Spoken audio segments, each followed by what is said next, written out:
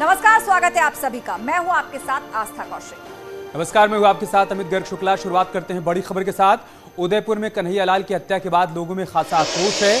लोगों की मांग है कि आरोपियों को फांसी की सजा दी जाए।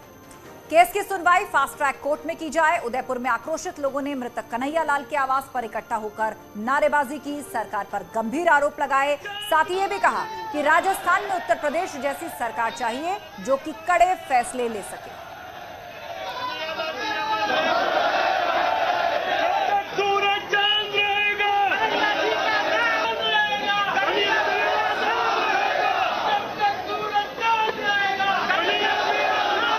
आतंकियों को संरक्षण देने वाली सरकार नहीं चाहिए। यहाँ पे गाड़ी पलटाने वाली सरकार चाहिए।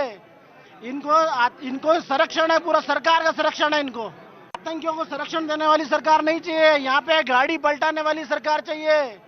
इनको संरक्षण है, पूरा सरकार का संरक्षण है। इनको आतंकियों को संरक्षण। अब सवाल है कि लोगों को उत्तर प्रदेश जैसी सरकार, या फिर दूसरे लफ्जों में कहें तो योगी सरकार क्यों चाहिए। पहला आधार यह है कि अपराधियों और माफियाओं पर योगी सरकार के कदम लोगों को पसंद आ रहे हैं। दूसरी बड़ी बात यह है कि योगी सरकार ने अपराधियों और माफियाओं के खिलाफ कड़े कदम उठाए। बिकरू केस में योगी सरकार ने सख्त कार्रवाई की थी। बिकरू केस का मुख्य आरोपी एनकाउंटर में मारा गया था। कांग्रेस की अशोक गहलोत सरकार पर पहले भी अपराधियों की मदद करने के आरोप लगे हैं। कोरोना गाइडलाइंस को किनारे कर पीएफआई को रैली करने की इजाजत देने का भी आरोप लग चुका है। और रैली के बाद राजस्थान के करैली में हिंसा हुई थी और इस मामले में कन्हैया लाल ने धमकी मिलने के बाद सुरक्षा भी मांगी थी, लेकिन पुलिस ने सुरक्षा नहीं दी। सुरक्षा नहीं मिलने से कन्हैया लाल की हत्या कर दी गई। यूपी में 3 जून और 10 जून को हिंसा हुई। सरकार ने सख्त कार्रवाई की। आरोपियों के घर पर बुलडोजर चलाया गया। अब एक बार सुनिए कि लोग क्या कहना चाहते हैं। संरक्षण देने वाली सरकार, गाड़ी पलटाने वाली सरकार चाहिए। इनको संरक्षण है, पूरा सरकार का संरक्षण है। इनको आतंकियों को संरक्षण देने वाली सरकार नहीं चाहिए। यहाँ पे गाड़ी पलटाने वाली सरकार चाहिए। इनको संरक्षण है, पूरा सरकार का संरक्षण है। इनको आतंकियों को संरक्षण देने वाली सरकार नहीं चाहिए। यहाँ पे गाड़ी पलटाने वाली सरकार चाहिए। उपचुनाव की हार के बाद अखिलेश यादव के नेतृत्व पर लगातार सवाल उठ रहे हैं। एसडीएफ के अध्यक्ष ओम प्रकाश राजभर ने एक बार फिर से सवाल खड़े किए। अखिलेश यादव पर करारा हमला बोला है। ओम प्रकाश राजभर ने कहा है कि अखिलेश यादव ने अपने नेतृत्व में एक भी चुनाव नहीं जीता। उन्होंने कहा 2012 में अखिलेश यादव मुलायम सिंह के दम पर चुनाव जीते थे और तब मुख्यमंत्री बने थे। वो अपने दम पर कुछ भी नहीं कर पाए हैं। ओम प्रकाश राजभर ने कहा कि अखिलेश यादव ने धरातल पर कोई भी काम नहीं किया है। नहीं, माननीय मुलायम सिंह यादव जी की कृपा पर मुख्यमंत्री बने। माननीय मुलायम सिंह जी के नेतृत्व में चुनाव हुआ था 2012।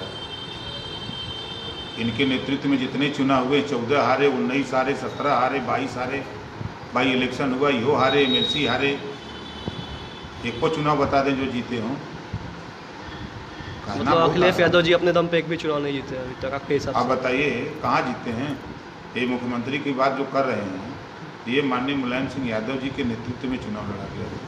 माननीय मुलायम सिंह यादव जी धरातल के नेता हैं। तो लगता है कि अखिलेश जी को जो विरासत मिली है, जो राजनीति मिली और विरासत मिली सियासत है, और क्या है। तो पहले ओम प्रकाश राजभर ने निशाना साधा और अब जनवादी सोशलिस्ट पार्टी के अध्यक्ष संजय चौहान ने अखिलेश यादव को लेकर बयान दिया है। उन्होंने अखिलेश के उपचुनाव में प्रचार नहीं करने को हार की बड़ी वजह बताया। हम चुनाव भी हारे हैं, 2022 के विधानसभा का चुनाव। हमारे कार्यकर्ता भी हतोत्साहित हैं। उसके बावजूद भी जहां कार्यकर्ताओं के मनोबल को बढ़ाना है, हमारे राष्ट्रीय अध्यक्ष अखिलेश यादव जी को चल करके इस उपचुनाव में कैंपेन संभालनी थी। इनका न जाना भी हमारी चुनावी हार का एक सबसे बड़ा कारण है।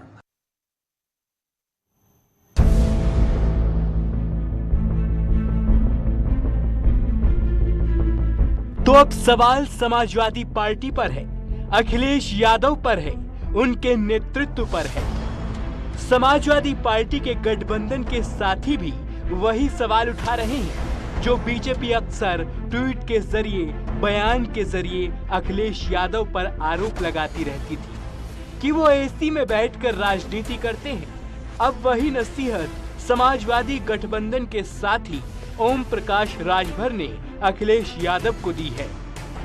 एसी कमरे से बैठ करके चुनाव नहीं जीता जा सकता, नॉन एसी की तरफ निकलना पड़ेगा।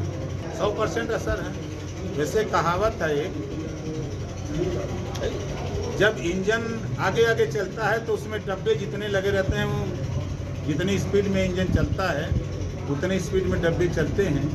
ओम प्रकाश राजभर की नसीहत सिर्फ एसी कमरों में बैठकर राजनीति करने को लेकर नहीं है, इस बात को लेकर भी है कि अखिलेश यादव को प्रचार में उतरना चाहिए था, पार्टी के लिए प्रचार करना चाहिए था। अगर उस डब्बों में लगे हुए चक्के, उसमें अगर बैरिंग 2-4 खराब भी रहती है तो घसीट करके इंजन ले जाके प्लेटफार्म पर पहुंचा देता। ओम प्रकाश राजभर ने नसीहत दी है तो गठबंधन के दूसरे सहयोगी अपना दल कमेरावादी के विधायक पल्लवी पटेल ने भी एसी कमरों में बैठकर राजनीति न करने की नसीहत दे डाली है। मेरा ये मानना है इस बार पूरे विपक्ष को एसी कमरों से निकाल करके सड़क पे आना चाहिए और मुद्दों को उठा करके समाज और देश के लिए लड़ाई लड़नी चाहिए। जाहिर है विरोधियों से लेकर गठबंधन के साथियों तक के सवाल अखिलेश यादव से हैं, उनके नेतृत्व पर है। साल 2024 में होने वाले लोकसभा चुनाव में अभी वक्त है, लेकिन बीजेपी ने अभी से सियासी बिसात बिछानी शुरू कर दी है। बीजेपी के टारगेट पर वो लोकसभा सीट है जिन पर 2019 के लोकसभा चुनाव में भाजपा को मात मिली थी और विपक्ष ने जीत हासिल की थी। 2024 लोकसभा चुनाव की डगर।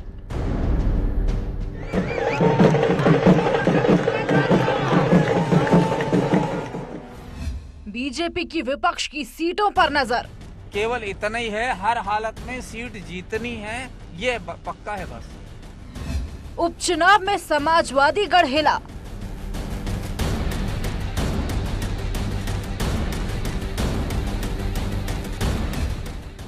चौबीस में ढहेगा विपक्ष का किला।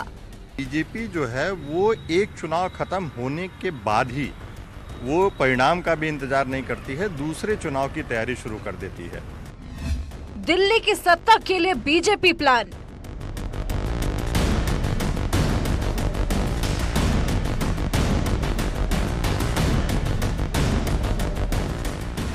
रणनीति तैयार, राह होगी आसान।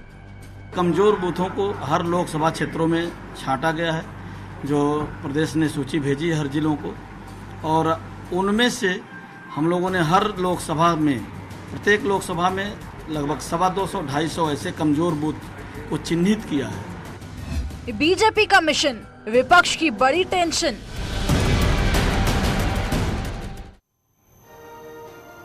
दरअसल उत्तर प्रदेश में देश के किसी भी राज्य से ज्यादा 80 लोकसभा सीटें हैं। इनमें से 62 लोकसभा सीट पर बीजेपी ने 2019 में जीत दर्ज की थी। 2 बीजेपी की सहयोगी पार्टी यानी कि अपना दल एस ने जीती थी।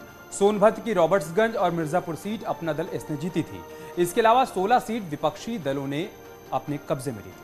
5 सीट समाजवादी पार्टी ने जीती थी और 10 सीट पर बीएसपी ने कब्जा जमाया था, जबकि रायबरेली सीट पर कांग्रेस की अंतरिम अध्यक्ष सोनिया गांधी सांसद चुनी गई थी।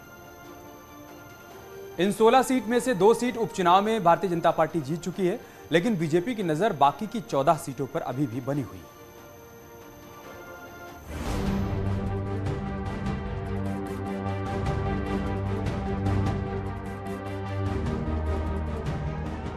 यूं तो अभी वक्त है, 2024 के चुनाव में अभी लंबा वक्त बाकी है, लेकिन उपचुनाव में 2 सीटों पर मिली जीत से बम बम बीजेपी लोकसभा चुनाव की तैयारियों में अभी से जुट गई है। –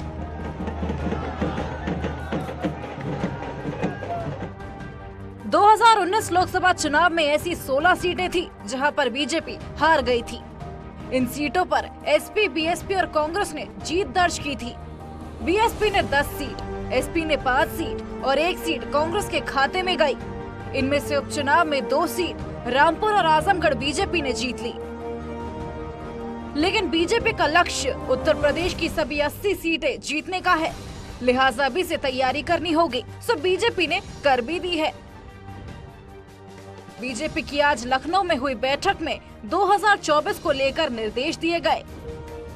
बैठक में निर्देश दिए गए हैं सभी पदाधिकारियों को कि जो 14 सीटें हैं 2019 में जिन सीटों पर भारतीय जनता पार्टी को हार मिली थी, उन सीटों पर किस तरह से सियासी चौसर बिछाई जाए जिससे कि 2024 की राह आसान हो सके। और भारतीय जनता पार्टी की जो रणनीति है कि 80 लोकसभा सीटों को उत्तर प्रदेश में हर हाल में जीतना है, यही वो वजह है कि उसी रणनीति के तहत भारतीय जनता पार्टी हारी हुई 2019 में 14 सीटों पर काम कर रही है। खासकर रामपुर और आजमगढ़ भले ही उपचुनाव में भारतीय जनता पार्टी ने जीत लिया हो, लेकिन आज भी भारतीय जनता पार्टी उनको चुनौतीपूर्ण सीट मानती है और उनको लेकर भी इस बैठक में चर्चा की गई।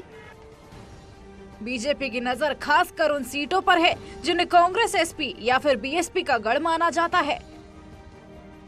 सबसे पहले आपको समझना होगा कि वो कौन सी सीटें हैं जिन पर बीजेपी का खास तौर पर फोकस है। रायबरेली, इसे सोनिया गांधी का गढ़ कहा जाता है, लेकिन 2019 में अमेठी में कांग्रेस का किला फतेह करने के बाद बीजेपी की नजर 2024 में रायबरेली सीट पर है। इसके लिए बीजेपी का प्लान रायबरेली में कांग्रेस की चौतरफा घेराबंदी करने का है। मैनपुरी, इसे समाजवादी पार्टी का गढ़ कहा जाता है, जिस पर अब बीजेपी की नजर है। मुरादाबाद, ये सीट 2014 में बीजेपी ने जीती थी, लेकिन 2019 में बीजेपी हार गई। अब बीजेपी का प्लान सीट को दोबारा जीतने का है। सहारनपुर, इस सीट पर भी 2014 में बीजेपी ने विजय पताका लहराया था। केवल इतना ही है, हर हालत में सीट जीतनी है, ये पक्का है बस। सर, जो 14 सीटें हैं उनको लेकर क्या कुछ जिम्मेदारियां नहीं दी गई हैं आप लोगों को? कुछ नहीं, सारे कार्यकर्ताओं को जग जाना है, लग जाना है बस। गौरतलब है कि उपचुनाव में जीत के बाद मुख्यमंत्री योगी आदित्यनाथ ने 2024 में सभी 80 सीट पर जीत दर्ज करने का दावा किया था। लिहाजा उपचुनाव में जीत के बाद बीजेपी की रणनीति उसी ओर बढ़ने की है। देखिए, बीजेपी जो है वो एक चुनाव खत्म होने के बाद ही वो परिणाम का भी इंतजार नहीं करती है, दूसरे चुनाव की तैयारी शुरू कर देती है। और आप देखिए कि अभी जो है 2022 विधानसभा चुनाव में आजमगढ़ और रामपुर में जो है, खासकर आजमगढ़ में 10 विधानसभाओं में बीजेपी हारी, लेकिन जो है लोकसभा का चुनाव दोनों जगहों पे बीजेपी जीत ली। उसके पीछे बीजेपी की जो चुनावी मशीनरी है वो पूरी तरीके से सक्रिय रहती है। बीजेपी की आज हुई बैठक में पार्टी के लोकसभा संयोजक प्रभारी को बुलाया गया था, जिन्हें 2024 को लेकर निर्देश दिए गए हैं। इसके अलावा सांसद, विधायक और एमएलसी की जिम्मेदारी तय की गई है। साथ ही सभी को लक्ष्य भी दिया गया है। कार्यकर्ता बूथ स्तर पर जनसंपर्क करेंगे। बूथ के टोटल वोटर के 70% को बीजेपी का सदस्य बनाने का लक्ष्य दिया गया है। अगस्त में सरकार के मंत्री इन सीटों का दौरा करेंगे। इसके अलावा लोकसभा प्रभारी और संयोजक बूथ पर जातीय समीकरणों का डाटा भी इकट्ठा करेंगे। मतलब ये है कि जब विपक्ष ने 2024 लोकसभा चुनाव को लेकर सोचना भी नहीं शुरू किया, बीजेपी प्लान को धरातल पर उतारने की तैयारी शुरू कर दी है। बैठक में रणनीति बनी है, हालांकि नहीं खुल के बता रहे हैं, लेकिन एक बात साफ है कि जो बैठक में निर्देश यही हुए हैं कि 2024 से पहले उन सभी सीटों को जीतना है जो सपा, बसपा और कांग्रेस ने जीती थी। कैमरामैन अनिल के साथ संकेत मिश्रा, न्यूज़ 18 लखनऊ। बीजेपी ने 2024 में उत्तर प्रदेश की सभी 80 सीटों पर जीत का लक्ष्य रखा है। लिहाजा भाजपा की नजर सिर्फ 2019 में हारी हुई सीटों पर ही नहीं है, बल्कि बीजेपी उन सीटों पर भी फोकस कर रही है जिन सीटों पर 2019 में बीजेपी की जीत हुई थी। बीजेपी ने इसके लिए खास प्लान भी तैयार कर रखा है। और इसके लिए पहले आपको समझना होगा कि उत्तर प्रदेश में कुल कितने बूथ और 2019 में कितने बूथ पर बीजेपी जीती थी। उत्तर प्रदेश में कुल मिलाकर 1,63,000 बूथ हैं। इनमें से बीजेपी ने 1,25,000 बूथ पर जीत हासिल की थी। जाहिर है कि बीजेपी को अगर 80 सीटें जीतनी है तो इसके लिए बीजेपी को सभी 1,63,000 बूथ जीतने होंगे। और इसके लिए बीजेपी हर एक बूथ पर कमेटी बनाएगी। इन कमेटियों में युवाओं को भी शामिल किया जाएगा। हर कमेटी में 30 युवा शामिल होंगे। इनमें महिलाएं भी शामिल होंगी, जिन्हें 50% से ज्यादा लोगों को बीजेपी से जोड़ने का लक्ष्य रखा गया है।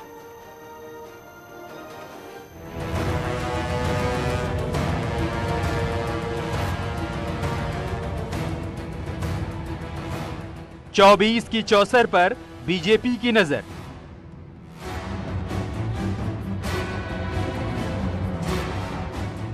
बूथ स्तर तक बिछेगी बिसात।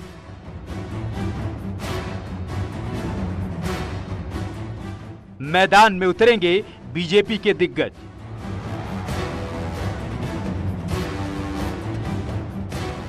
कमजोर बूथ को मजबूत करने की तैयारी। 2024 में बीजेपी विपक्ष पर पड़ेगी भारी।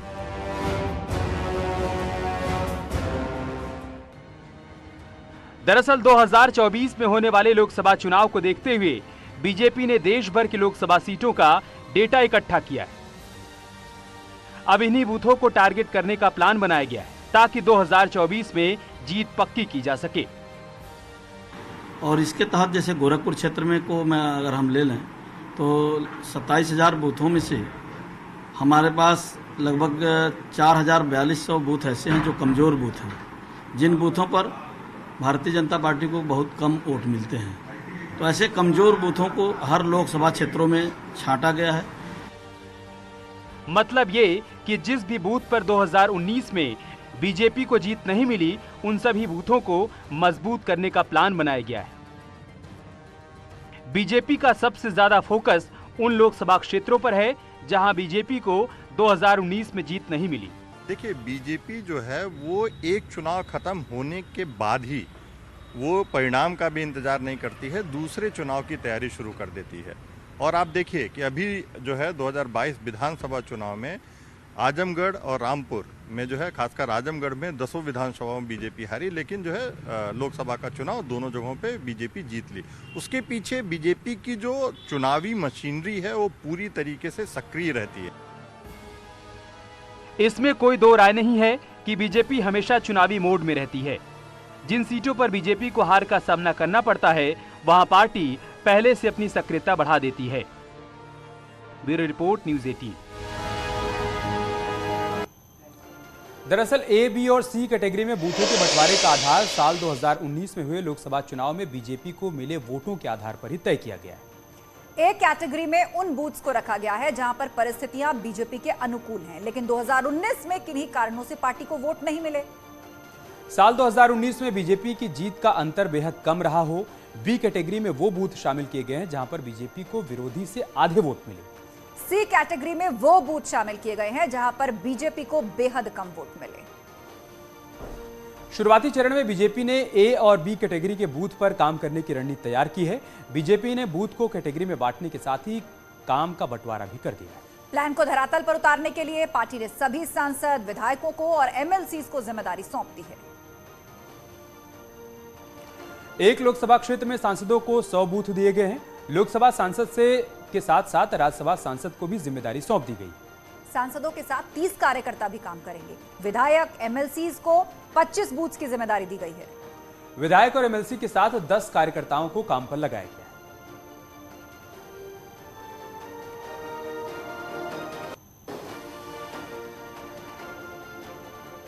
और महाराष्ट्र सरकार से जुड़ी एक बड़ी खबर आ रही है। फ्लोर टेस्ट पर सुप्रीम कोर्ट का बड़ा फैसला आ गया है। कल होगा महाराष्ट्र में फ्लोर टेस्ट।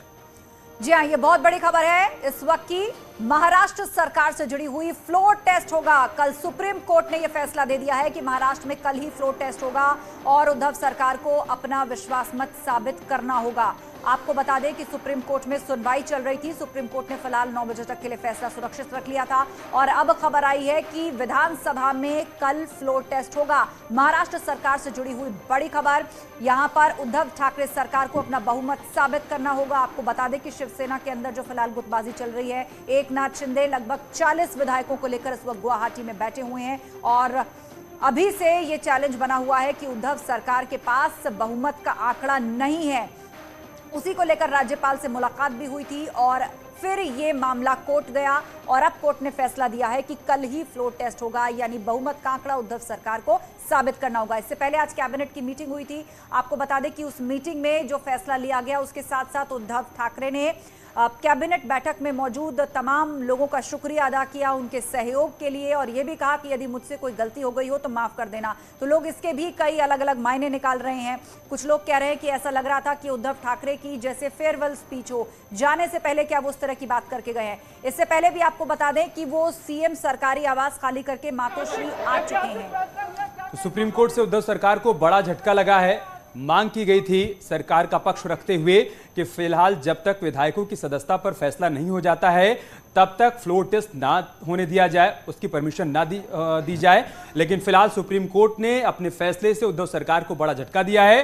कल सुबह 11 बजे महाराष्ट्र में फ्लोर टेस्ट होगा और उद्धव सरकार को बहुमत साबित करना होगा। और इसी के साथ वक्त एक ब्रेक का हो चला है। जल्द लौटेंगे कुछ और खबरों के साथ।